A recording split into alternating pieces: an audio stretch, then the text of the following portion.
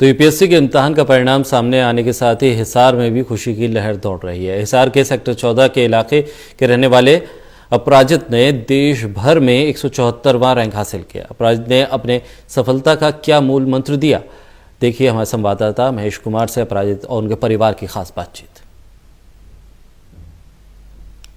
हिसार के लोगों की खुशी का ठिकाना नहीं है। यूपीएससी में 174 रैंक हासिल करने वाले अपराजित हिसार के रहने वाले हैं। सेक्टर 14 के इलाके में उनका पूरा परिवार रहता है। अपराजित खुद इस वक्त हमारे साथ मौजूद है। परिवार में खुशी की लहर है और दरअसल न सिर्फ परिवार बल्कि हिसार के लोग गौरवान्वित महसूस कर रहे हैं इस उपलब्धि के बाद, और तमाम लोग बधाई देने वालों का तांता इस वक्त हिसार के सेक्टर 14 के इलाके में देखा जा सकता है। अपराजित से हम बात करेंगे। मुझे ये बताइए कि लोग कहते हैं कि सबसे मुश्किल ये इम्तिहान है, लेकिन 23 साल की उम्र में इस इम्तिहान को पास कर लेना आपको देखकर लगता नहीं है कि देश का ये सबसे मुश्किल इम्तिहान है? मैं तो यही बोलना चाहूँगा कि ये मेरी चाइल्डहुड ड्रीम थी, तो स्टार्टिंग से मैंने इसके ऊपर काम किया। और पहले मैं आईआईटी बॉम्बे से जब पास आउट हुआ, उसके जस्ट वहाँ से निकलते ही मैंने सोचा था कि फर्स्ट अटेम्प्ट का ही मेरा टारगेट है और उसी के अंदर क्लियर करना है।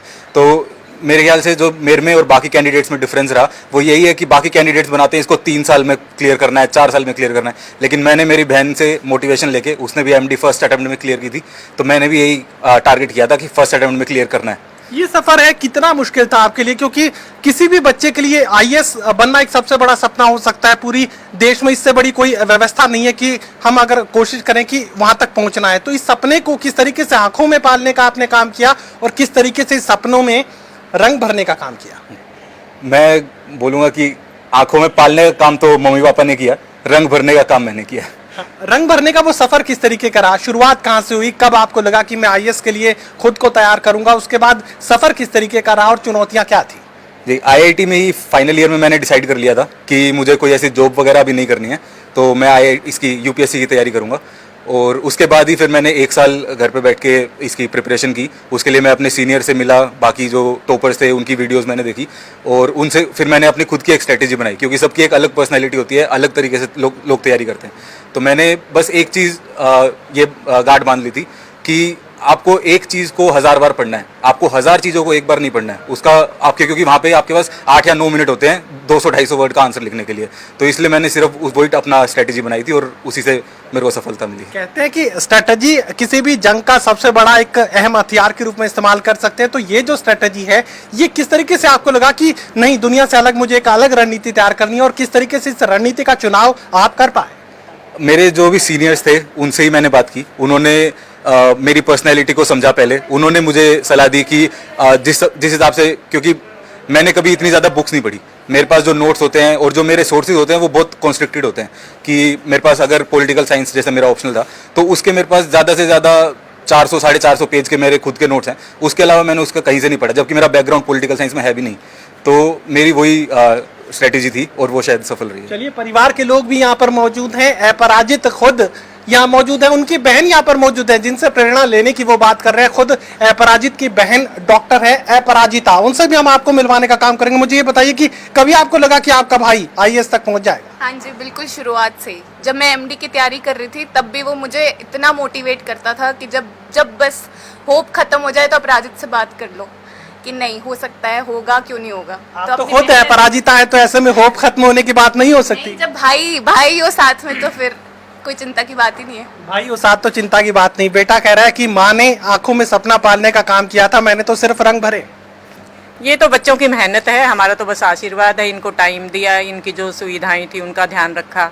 मैंने मेरा पूरा टाइम, पूरा जीवन इनको दे दिया। एक माँ होने के नाते आप जरा बता दीजिए कि संसाधनों की बात कहते हैं कि परिवार को उपलब्ध करवाने होते, किस तरीके से आपने अपने बच्चों को संसाधन उपलब्ध करवाए, वो माहौल उपलब्ध करवाया कि देश की सबसे बड़ी इम्तिहान को वो पास कर पाया, और वो भी बेहतरी के साथ? बस मैं तो यही कहूँगी, माहौल दिया। कोई संसाधन तो मेरे बच्चों की कोई अलग से डिमांड नहीं थी। बिल्कुल डाउन टू अर्थ बच्चे हैं, इनकी कोई स्पेशल डिमांड कभी रही ही नहीं।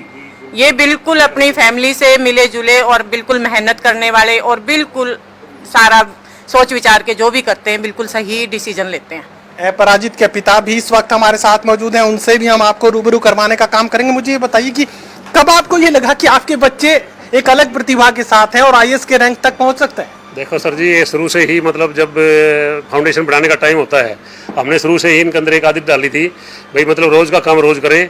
उसके बाद कभी भी किसी भी एग्जाम में इनको कभी टेंशन लेने की जरूरत नहीं पड़ी, तो उसी को ध्यान में रखते हुए इन्होंने कभी ट्यूशन की जरूरत नहीं पड़ी। एक इनको बताया गया था शुरू के अंदर ही भाई रोज़ जो टीचर पढ़ाते हैं क्लास के अंदर वो रोज़ के रोज़ करें, कभी आपको पीछा मुड़ के देखने की जरूरत नहीं पड़ेगी। जहाँ तक संसाधनों की बात कर रहे हैं, मैडम और मैं जब ये बेटे और बेटियाँ 9th और 10th क्लास में आए, इससे पहले हम नारुंद गांव में, हमारा नारुंद गांव है, तो हम स्कूल चलाते थे। तो स्कूल चलाने के लिए हमें यहाँ 7 बजे निकलना पड़ता था, और उसके बाद जब वो आते थे तो बच्चे हमारे बाद में जाते थे। पहले मतलब जब हम वापस आते थे तो बच्चे हमारे को घर पे आए हुए मिलते थे।